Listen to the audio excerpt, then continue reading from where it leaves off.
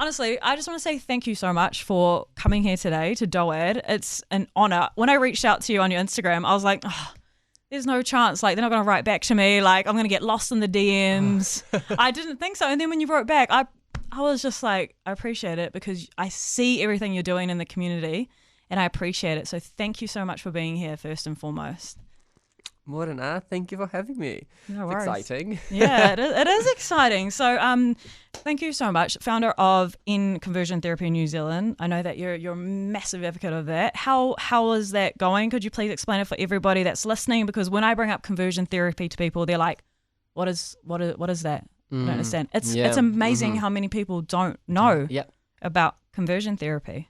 So in your words, explain. A lot of people do believe that conversion therapy is a thing of the past, and it's unfortunate that it is not a thing of the past. In 2019, I went to Youth Parliament and I was talking about conversion therapy, and you just look around the room and people were shocked to hear that this was even a thing. But the way that I realized that conversion therapy was a thing is that I was volunteering at the Middlemore Hospital in 2017, right? And it was the summer, so it was really hot. So this guy, leader of a church, walks up to me and he tries to pray my gay away. So when I say no, he looks at me and he says, it's hot, but you know what's hotter? Hell. I know, right? Wait, and I was like, is this at a hospital? it's at a hospital, at the Middlemore Hospital reception. Can you believe that this guy walks into a hospital where all these medical things are happening and tries to offer this pseudo-scientific treatment? And so in that moment I was like, this happens in New Zealand. And so I researched it, and there were no laws in this country, in Aotearoa, stopping conversion therapy from happening. So I started advocating to end it. And I mean, for those who don't understand what conversion therapy is, it is any practice that aims to eliminate or suppress or change an LGBTQIA plus orientation to cis and het. I could not believe that is legal anywhere in the world, but even here in Aotearoa, you can get therapy for your sexuality. Like, people want to change that about, even like how you said, there was a man that didn't know you from Bar of Soap and he walked up to you and was like, I'm going to pray the gay away. And that is happening. And you know, when you said, you were like, can you believe that? Is it sad to say, yeah, I do believe that a man came up to you and said that. But we're making moves, aren't we? You're making moves. We have Jacinda, Labour. Do you want to explain what's happening with the moves? Because the last that I checked, with the signatures, I signed that. I wish I could sign it a million times, but... Yeah, it's a complicated situation to say the least. In 2018, there were 2 petitions submitted to Parliament to end conversion therapy. The government did not do any work leading up to this year, and I am not certain that they have started the work. I am hearing that they have, but there's nothing to suggest that they have. So in that period of time, they didn't actually do the work, and now we are in a situation where we want to get it done quickly, but we want to get it right. Yeah. And this is a very complex issue, and it needs a very nuanced law. We can't just say, let's ban conversion therapy and that will end it. Banning conversion therapy is not the same as ending it, and the Labour Party said that they would end conversion therapy. Now just think about a situation where we've banned conversion therapy, but no one is actually coming out and saying, I'm being put into conversion therapy. No one is holding these service providers accountable. Then the ban doesn't work because no one is actually trying to find out who these people are. Take a young, vulnerable person, for example, living with their parents, and the parents are saying, you go to conversion therapy. And if that person is young and brown and trans, they probably won't call the police and say, hey, I'm being put into conversion therapy. They'll just silently suffer. What we also know is that young ethnic queer people have a preference to stay with their family. They don't want to tear their family apart. So if being put into conversion therapy, they won't come and publicly say that, hey, my parents are putting me into conversion therapy, because that will potentially tear their family apart. There's another circumstance. Take an immigrant family, for example, living in Aotearoa. Yes. Maya Lubek's bill that proposed to ban conversion therapy would make it a criminal offense to remove anyone from this country to practice conversion therapy, right?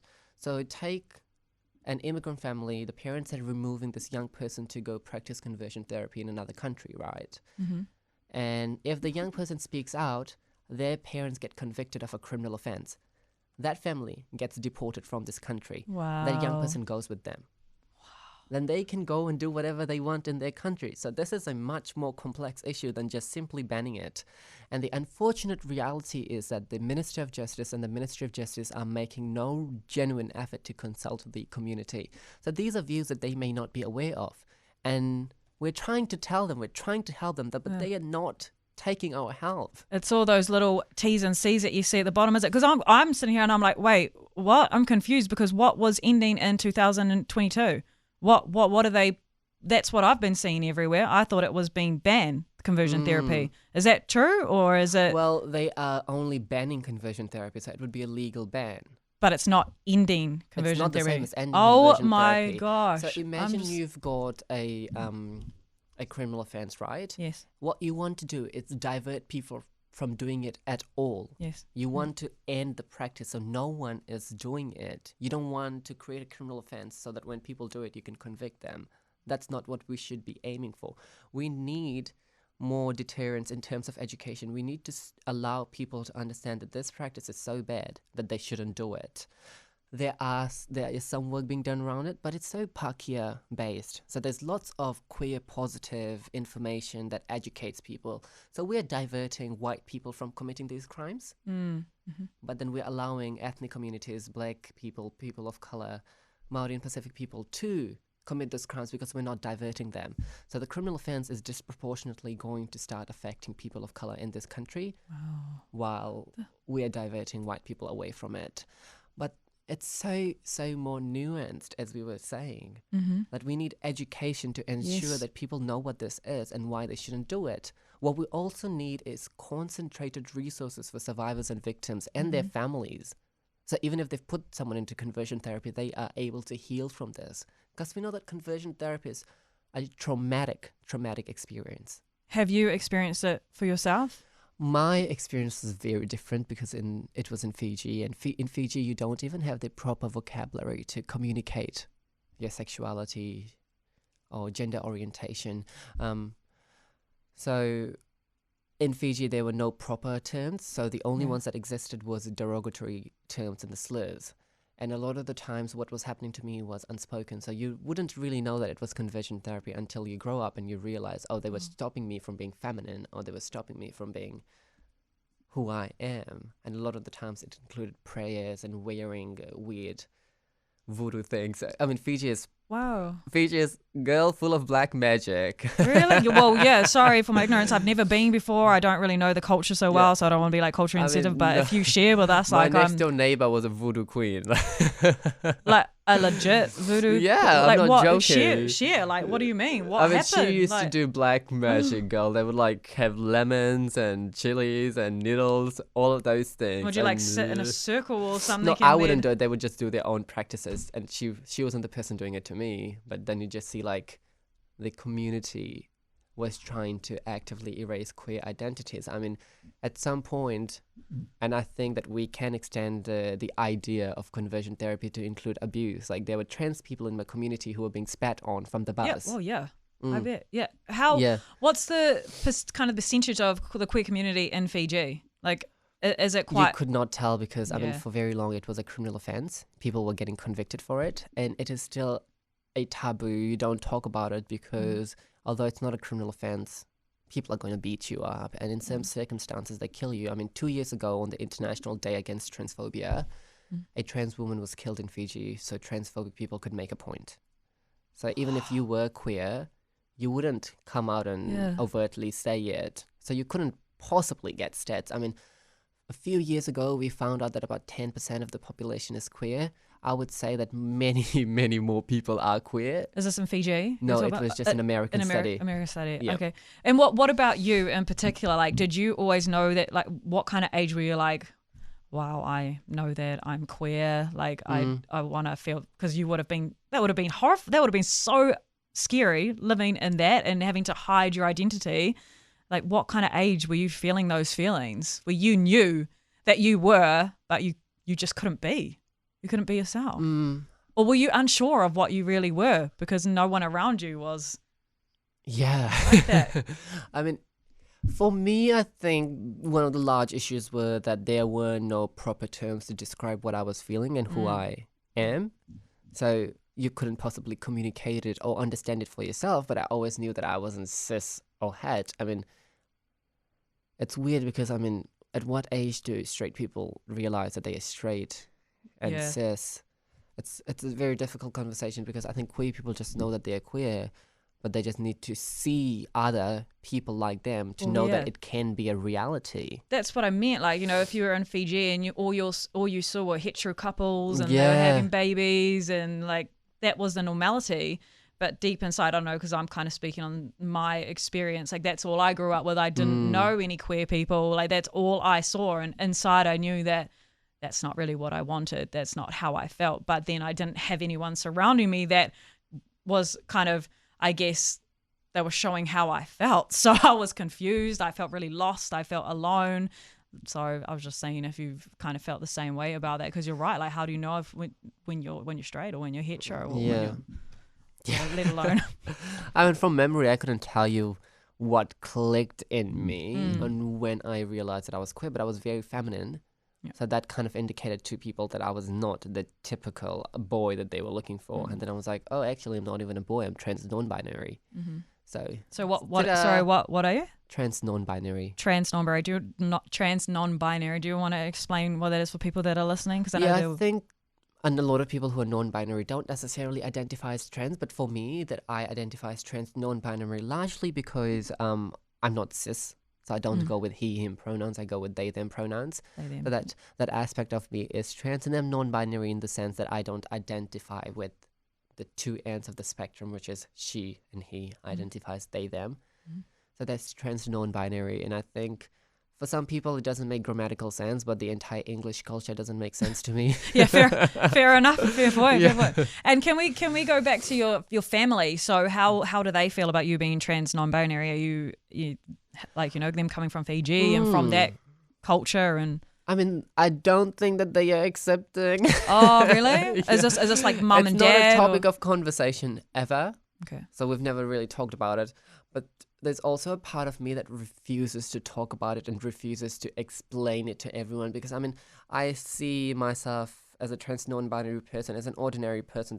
These things are very ordinary parts of who I am, just as much as being brown. Now, if I sat my mother down and I was like, Mom, I hope you still love me. Yeah. I'm brown. Yeah. And Mom would go, anything but brown. Yeah. And she'd be like, oh my God, you've been hanging around with too many brown kids. They got you thinking that you're brown too. Okay. You know, so why do I have to explain to anyone that I'm trans non-binary? I mean, my sister is cisgender. She never had to explain that she's cisgender, so why do I have to? And I think that's a part of deconstructing the idea that being cis and heterosexual is the default. That's some self-love. I don't know. That's some self-love and some self-confidence. I love that.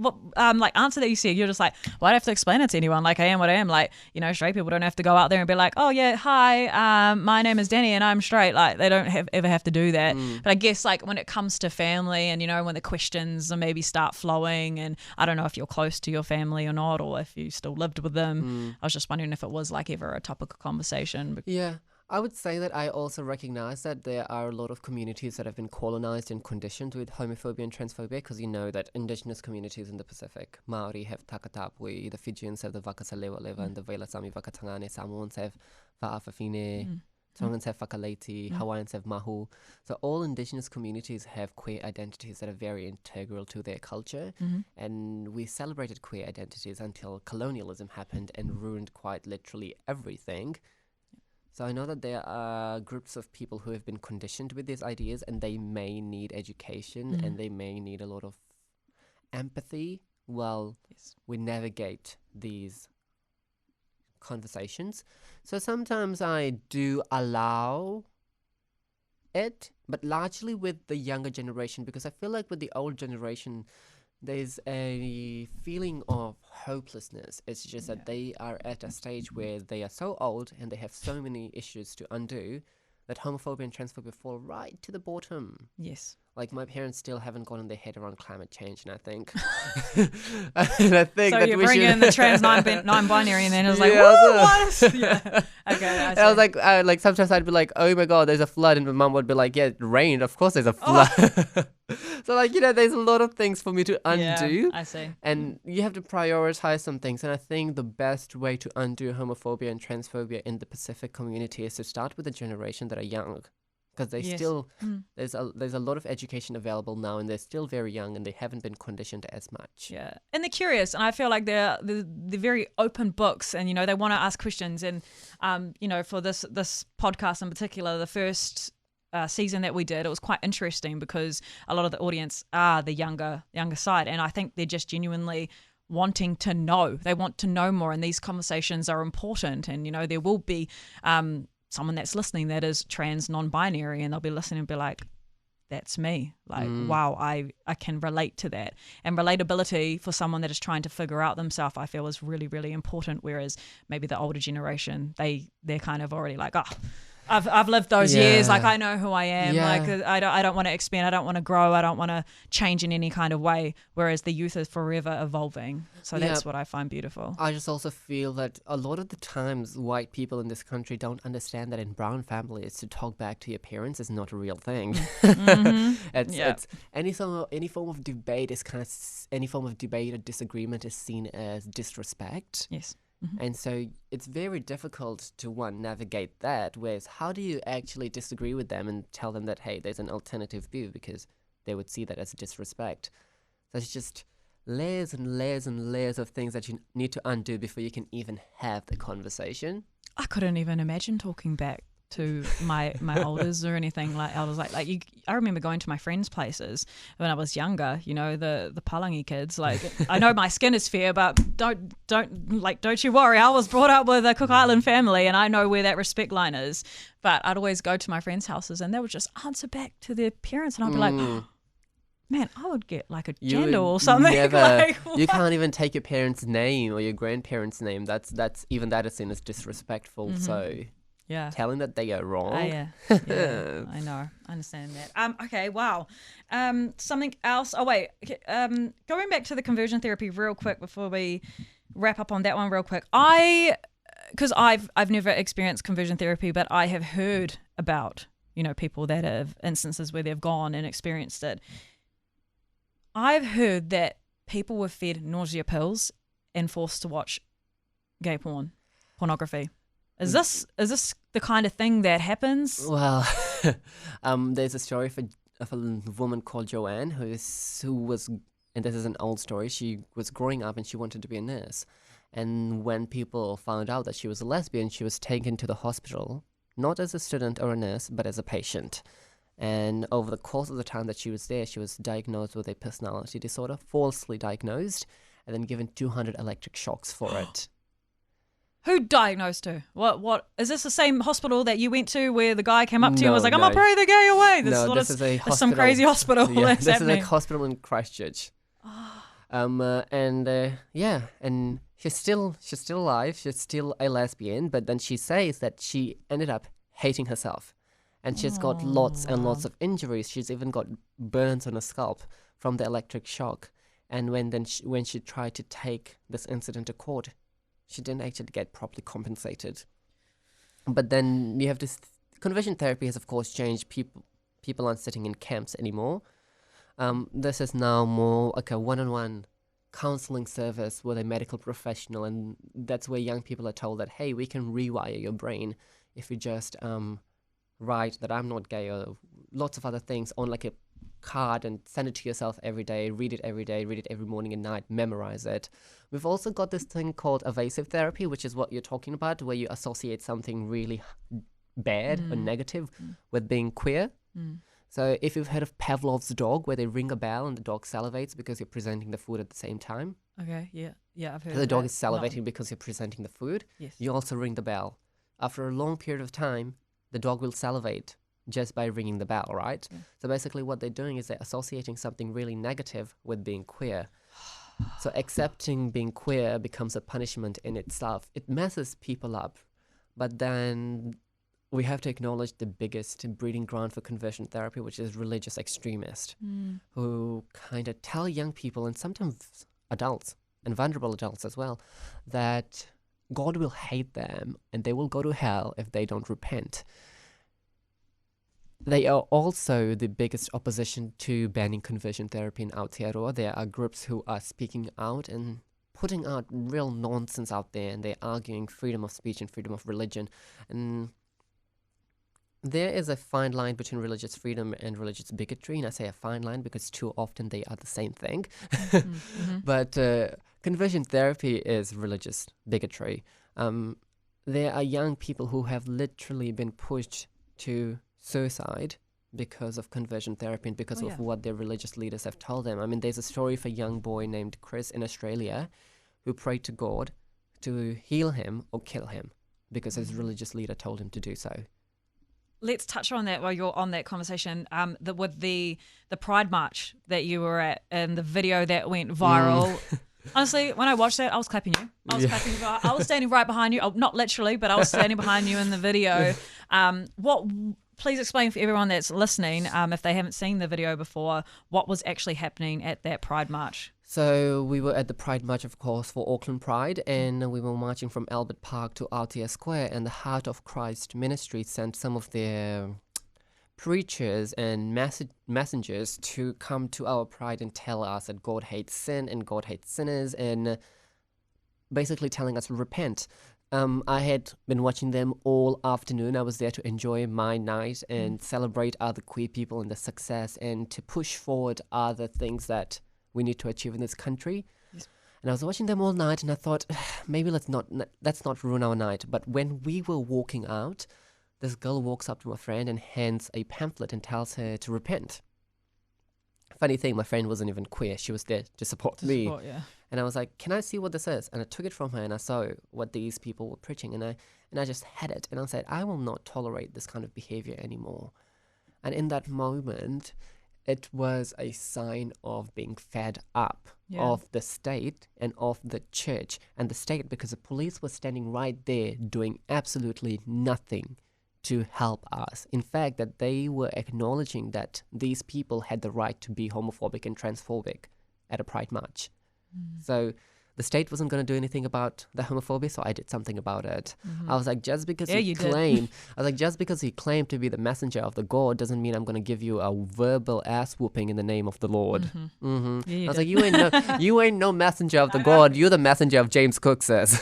I saw her and she was like, I don't know what I was going to girl, say. just stand there and smile because you look like a damn fool now. And the power of social media that was filmed, and I know that wasn't your intention, but I think it is important for people to see. It was my intention. for it to go viral, and for people to see what was happening. Not necessarily for it to go viral, but for people to see what queer people have to put up within this country, because for far too long, Aotearoa, New Zealand, this colonial state, has pretended that we are a progressive country where queer people are free to be who they are.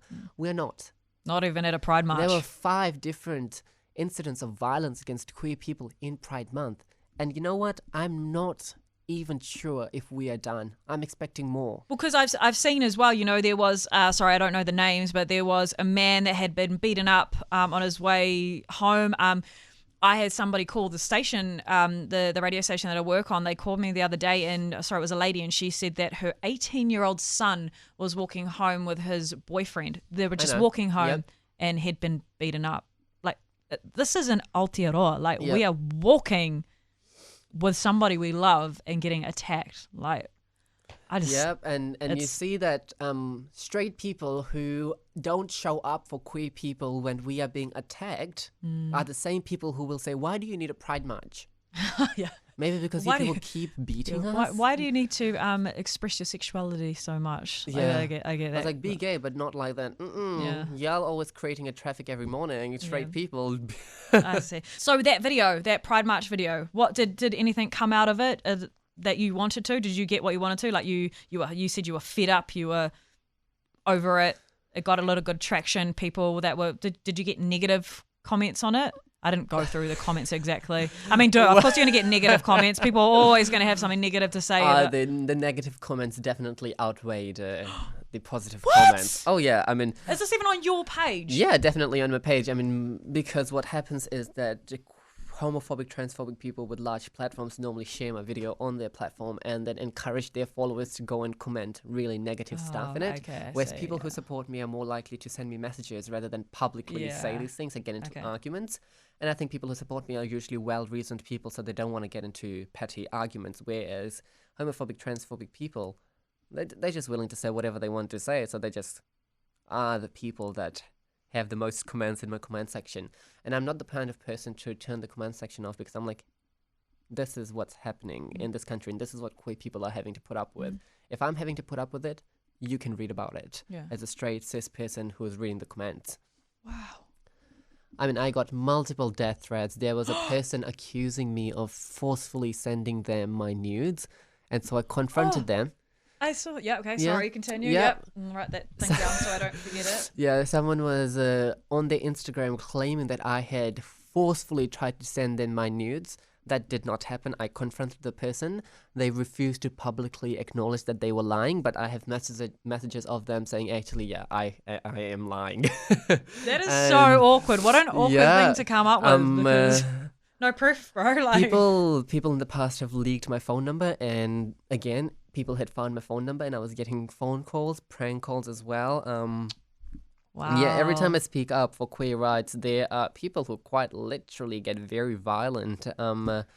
This one time there was a note left on my door saying, "Go to hell, homo." So they found your address and everything. Not this time, but in the past they had, past. yes. But I live at the same place. The person who has been spreading my phone number around probably has my address to spread around as well. What's your background? Are you do you do politics? Like, is your background in politics? Because I've seen you there, and you're like up on the stand, and I'm like, whoa! So you rule that courtroom.